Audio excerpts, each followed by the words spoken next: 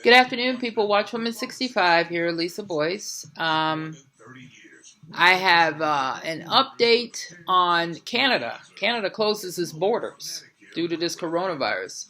Bottom line is that nobody knows what's going on. You can't trust the media. You can't trust the doctors on the media. The thing of it is, we're walking around. Nobody knows who's infected, who's not infected, who's a carrier, who's not a carrier. So Mike DeWine went back and forth with the judge last night. He got on Fox News and said that the voting polls were closed. Well, a judge later on, a few hours later, overruled that and said that they were going to be open. Sometime overnight, they were closed again. So there's no voting here today. Which is good to keep people away from everything. But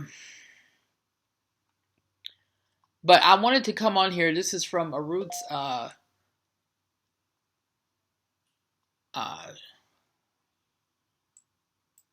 where is this from? Oh, Israeli National News. So I'm coming on with this, and Justin Trudeau announced that Canada would close its borders to non-citizens in response to the coronavirus.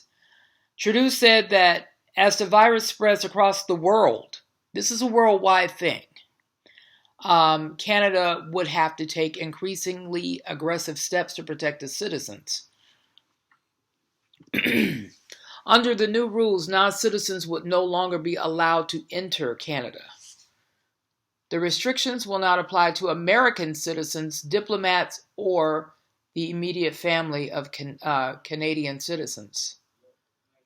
Trudeau has been self-quarantined since his wife, Sophie, tested positive for the virus last week.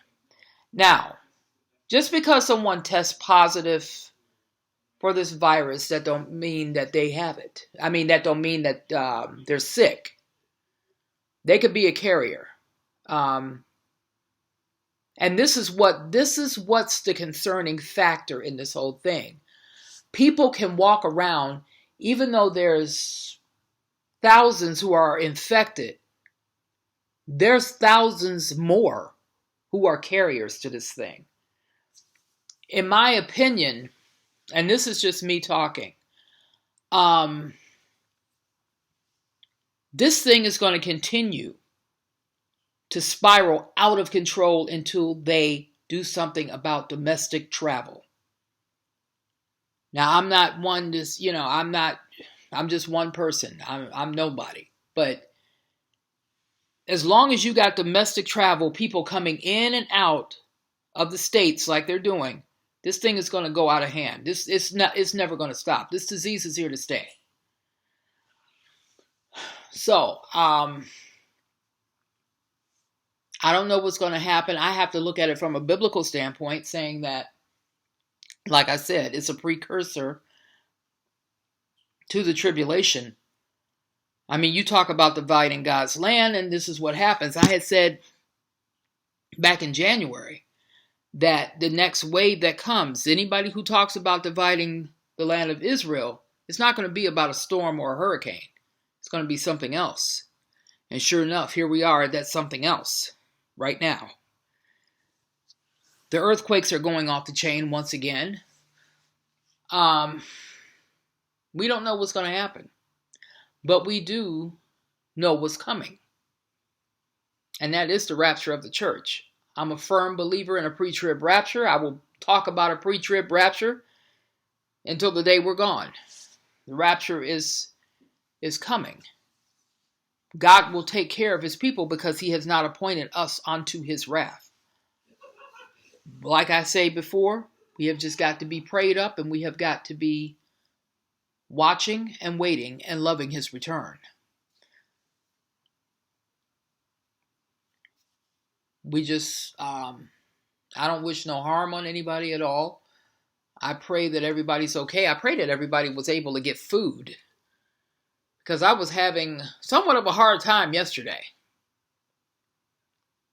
And they told me at the grocery store they don't know when they're going to get their next delivery.